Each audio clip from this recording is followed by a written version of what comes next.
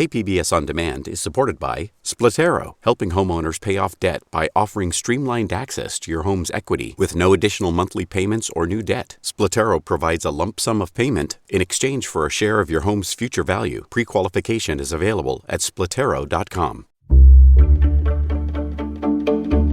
Good morning. I'm Annika Colbert. It's Monday, May 3rd. PPP loans largely went to the white and wealthy in San Diego. More on that next, but first, let's do the headlines. Firefighters are currently battling a wildfire near Shelter Valley that broke out on Saturday evening. The fires burned 6,500 acres and is 25% contained as of this morning. About 500 residents were evacuated from the Butterfield Ranch campground. According to CAL FIRE San Diego, 3 structures were destroyed. 4 people are dead after a boat suspected of human smuggling sank near Point Loma on Sunday. That's according to Border Patrol officials. 29 people were rescued and then taken to various hospitals in San Diego. Officials say the boat crashed into the shoreline near Cabrillo National Monument and then capsized. The Colorado River that feeds various irrigations and water supplies in California is preparing to declare its first official water shortage later this year. Ted Cook is the general manager of the Central Arizona Project. Pain is related to loss in this case, and it is a loss of a supply that we have been accustomed to up to this point. Certain water users have, and they are no longer going to have that. He says his agency is trying to mitigate the shortage, but some users will be left without a water supply. From KPBS, you're listening to San Diego News Now. Stay with me for more of the local news you need. KPBS On Demand is supported by UC San Diego's Art Power, presenting cellist Joshua Roman, performing from his album Immunity, alongside music by J.S. Bach and more. Sunday, June 22nd at UC San Diego's Epstein Family Amphitheater. Reserve your tickets at artpower.ucsd.edu. A centerpiece of the federal government's response to the pandemic was a massive cash infusion for businesses called the Paycheck Protection Program, or PPP. But KPBS investigative reporter Claire Tregeser says there was a big disparity in how that money was given out in San Diego and elsewhere, and it favored white and wealthy areas. The Corona family had long dreamed of opening a Mexican restaurant in their hometown of Imperial Beach. And in early 2020, they were on their way. Then came the pandemic. When we were getting ready to open, it was already, everything was closed and everything was completely different for us. Tanya Corona opened for takeout orders in April, but still struggled to make rent. So when the federal Paycheck Protection Program, or PPP, was announced, Corona immediately went to her bank to try to get funding. And they said I didn't qualify for the one they were offering because my business was so new. And the requirements they had were to submit, payroll and 2 years tax returns, things like that I didn't have because I just opened up the business. The Corona family's story is one that became all too common in San Diego County and throughout the country during 2020.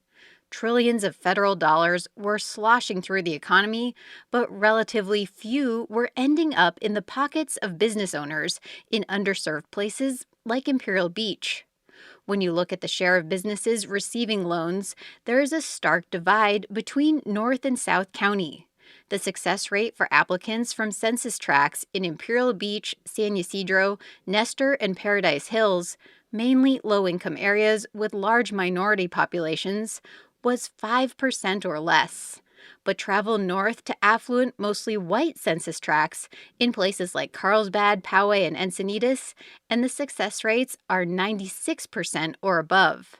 The primary reason for this inequity is that PPP loans were distributed by banks, and many small minority-owned businesses lack existing banking relationships, says Mark Herbert, a small business advocate. The basic fundamental problem is that our financing system for small businesses in this country does not work really well for the smallest businesses.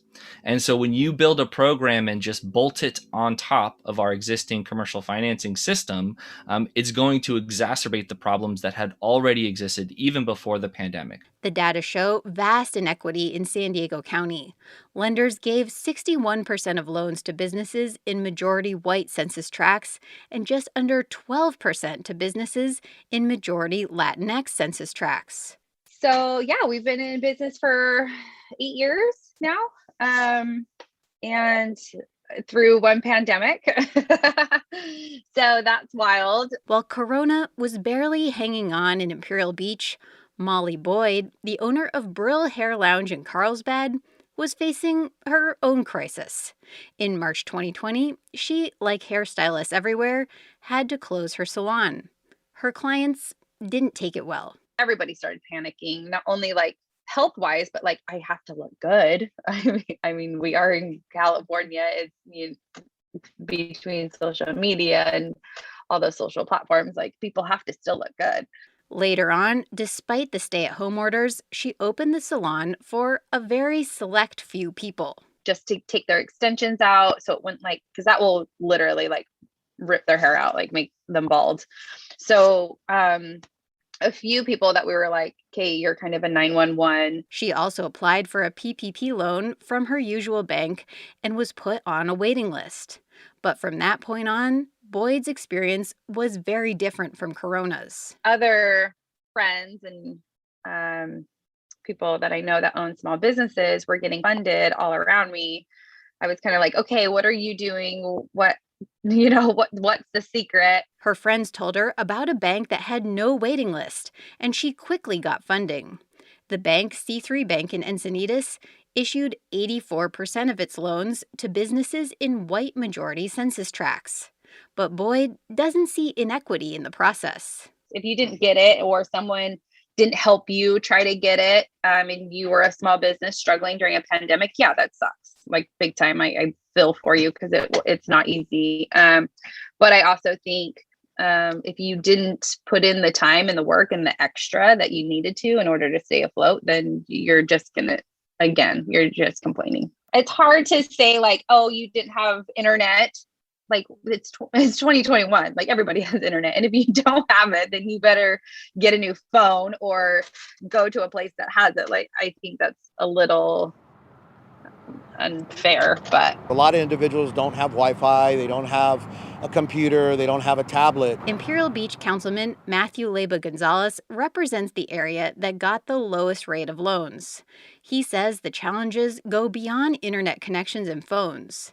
Many have few, if any, employees, and their prior experiences with banks and other lenders have been more negative than positive. Some of the individuals may have felt a little, inferior as far as applying. In recent months, the federal government has tried to give out money more equitably, including setting aside a 2-week period where only small businesses in low-income areas can apply.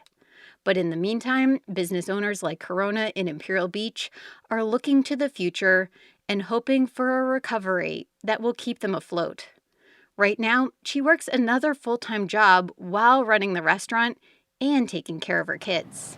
We have good days and bad days. I think more bad than good right now. She's getting ready to open for in-person dining in the next few weeks and hopes new customers will come to sample her dad's specialty. There we go. All right. You try it. Salmon soup. Thank you. Claire also spoke with KPBS Midday Edition host Maureen Kavanaugh about her story. Here's that interview. You say that one of the problems with getting a PPP loan for minority-owned small businesses is that fewer of them have relationships with banks. I'm wondering, why is that? Well, this is actually something that I covered in the past, pre-pandemic. In a story that I did a few years ago, I found that between 2012 and 2016, only about 1 in 5 businesses in low-income areas of San Diego County received a bank loan, compared to almost 4 in 5 businesses in high-income areas. And when I did the story, I found there were multiple reasons for this, from bad credit to maybe a business owner having fewer assets, and concerns from banks about lower profits in lower income neighborhoods. But also at the time, I spoke with business owners in areas like City Heights who didn't even actually try to get a loan. And that was because of fears or, stigma about going into debt. Okay, so could it be that one reason fewer loans went to minority communities is because many of the businesses in those communities are family run or are too small to have employees? The PPP loans were geared toward payroll protection for employees, right? Yeah, that's right. And that could be part of the reason. The loans say that 60% have to go to covering paychecks, but that can still include yourself or family members. But for people who are sole proprietors, I think some of them thought that it would be better to just shut down the business and go on unemployment, especially early on when they were offering those big checks for unemployment. But I also spoke with a tax accountant in Imperial Beach who said some of his clients really did want to apply for a loan to keep their business going, but because they were maybe gig workers or were paid in cash, they didn't always have the necessary documentation. With fewer businesses getting PPP loans in minority communities, did more businesses fail in those areas than in majority white districts?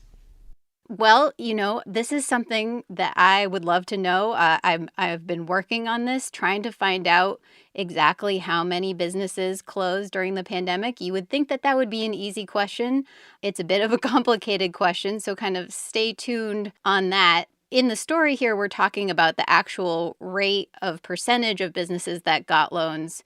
So using both census data and post office data compiled by the nonprofit news organization Reveal, we had an estimate of the total number of eligible businesses in each census tract, and then we looked at the percentage of those businesses that got loans. So, for example, in the Imperial Beach census tract that I referenced in the story, there were 142 eligible businesses, according to Reveal's data, and only 6 of them got loans. You know what I was thinking during your report is, where was, say, the Imperial Beach Chamber of Commerce on giving advice about PPP loans, or the San Ysidro Chamber, or even the San Diego Chamber of Commerce? Aren't those organizations supposed to help the business community? Well, yeah, I think it's important to remember that Imperial Beach does have its own Chamber of Commerce organization, but is not nearly as robust as the San Diego Chamber of Commerce. It's run by people who also have other full-time jobs. I did reach out to the Imperial Beach Chamber of Commerce, but wasn't able to connect with anyone for an interview. As I referenced in the story, there were elected officials in Imperial Beach who are trying to do some outreach. There was the councilman for the area and the mayor who are going around to businesses and handing out flyers, trying to alert them about the loans. And then I spoke with a tax accountant who I referenced earlier, and he was basically doing free work trying to help business owners submit their applications. So here we are. Now there's another round of PPP loans available. How is the distribution of this funding different? Right. So there is this round of loans that businesses can apply for now. And I spoke with the Small Business Administration who's overseeing the program, and they said they're trying to make changes to improve equity in those loans, including setting aside a 2-week period where only small businesses in low-income areas or with less than 100 employees can apply. And then they've authorized more institutions such as credit bureaus and farming agencies to give out loans. And they also have additional grants going on right now as well, such as a restaurant relief fund and grants for businesses that have closed. And is any agency giving small business owners better guidance on how this new program works? Well, one thing that's interesting is if you look at areas like City Heights, which are, again, a lower income area, majority non-white census tracts, but there are so many agencies and groups set up there, like City Heights business associations, who are helping businesses. And so there you actually see that the loan rate is better. It's still not, the 99% that you see in some North County places, but it's more like 18 or 20% of eligible businesses were able to get loans, which is a big gap from places like Skyline or Imperial Beach, as we mentioned. So I think it's more about being in the individual neighborhood and what are the resources there. And that was KPBS investigative reporter Claire Tregeser speaking with KPBS Midday Edition host Maureen Cavanaugh. To use our searchable map to see what areas of San Diego got the most in loans, go to kpbs.org/PPP. And coming up, enrollment rates have dropped at San Diego's public schools, but for English learner students, enrollment dropped even more. Also, we'll have more information on how the local military is getting vaccinated. All of that next, just after the break.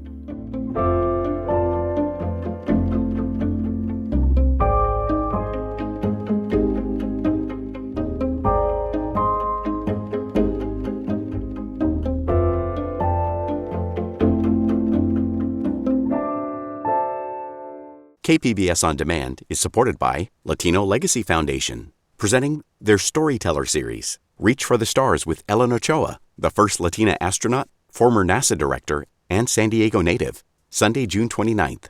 More at latinolegacyfoundation.org.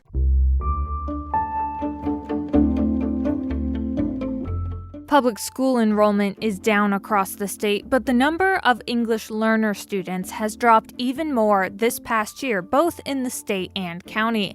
KPBS education reporter Joe Hong has more. The number of English learners enrolled in public schools statewide dropped by about 8% this school year, which is the largest drop in the past 5 years. In San Diego, the drop was even more dramatic at 12%. Experts say the decline can be largely explained by economic conditions that have been worsened by the pandemic. Students whose first language isn't English are more likely to come from low-income families who were hit hard during the pandemic year. Jorge Cuevas Antion is the district advisor for curriculum and instruction at the San Diego County Office of Education. There are a lot of folks who are being priced out. Rents are still not affordable or controllable. I know there are research pieces out there on affordability in the country showing that our region of the state, of the country, is one of the most unaffordable for people who are working class or the working poor. Among large San Diego County districts, the Chula Vista Elementary School District had the greatest drop in English learner enrollment. Overall enrollment dropped by about 3% at the district, while English learner enrollment dropped by about 19%. One reason for the big drop in Chula Vista could be that more students have mastered the language and no longer qualify as English learners, but others may have just fallen through the cracks, especially during the pandemic. Lelaine Perez is the district's executive director for English learners. Now this year, not only in our school district, but across the nation, registration process occurred online. And so there are a lot of different challenges that could impede how we accurately can identify those English learners. Educators across the county agree that while the number of English learners is smaller, they'll need extra attention to recover academically after a year of distance learning. And that was KPBS education reporter Joe Hong. For the first time, we're hearing about the vaccination progress for local military members. KPBS health reporter Matt Hoffman says with such a large military population, knowing how many of them and their families have been vaccinated is critical to reaching herd immunity. According to data from the Navy, around 60% of San Diego's military population have gotten at least one dose of the vaccine. New numbers showing a combined 66,000 Marines and sailors have rolled up their sleeves so far. The Department of Defense is not used to giving up their information. Some of it is sensitive. Congressman Scott Peters, representing San Diego, helped get access to this and other federal data as local health officials are trying to get the most accurate picture of vaccination progress here. But the county had a problem because there's so many military people. So we got a call from the chairman, Nathan Fletcher, who said, we need that data. Peters says between active duty dependents and other Department of Defense retirees, there are around 328,000 San Diegans who get their health care from a DoD provider. We need those counts to be able to decide how the whole county is doing. Peters got the data, and out of the more than 300,000 DoD beneficiaries in San Diego, 29% have gotten at least one dose, while 19% are fully vaccinated. Those numbers are lower when compared to just active duty, but some may have gotten shots outside of federal facilities. There's probably a lot of Department of Defense active duty or dependents who probably went to a county site or they may get it through the DoD. It really doesn't matter where you get it. County Supervisor Nathan Fletcher spearheaded the effort to get both DoD and Veterans Affairs vaccination data added to county totals, so we can really track where we are on the progress towards our goals. As of this week, the VA has vaccinated around 70,000 San Diegans, but Fletcher says it will still take some time to get the military's numbers onto the county's vaccination dashboard. To date, the numbers that reflect all of those administered by healthcare providers, County of San Diego, pretty much everyone except DoD. Military officials have also committed to updating local health officials on vaccination progress on a regular basis. And that was KPBS health reporter Matt Hoffman.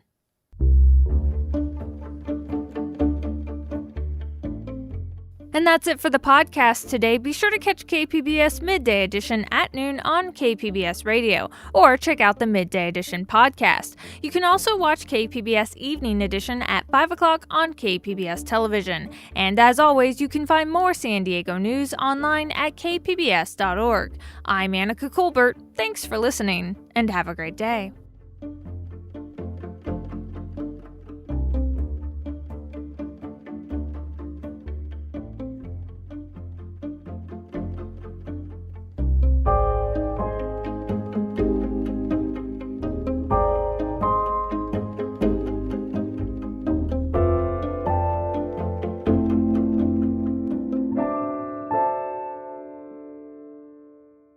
KPBS On Demand is supported by UC San Diego's Art Power, presenting cellist Joshua Roman, performing from his album Immunity, alongside music by J.S. Bach and more, Sunday, June 22nd at UC San Diego's Epstein Family Amphitheater. Reserve your tickets at artpower.ucsd.edu.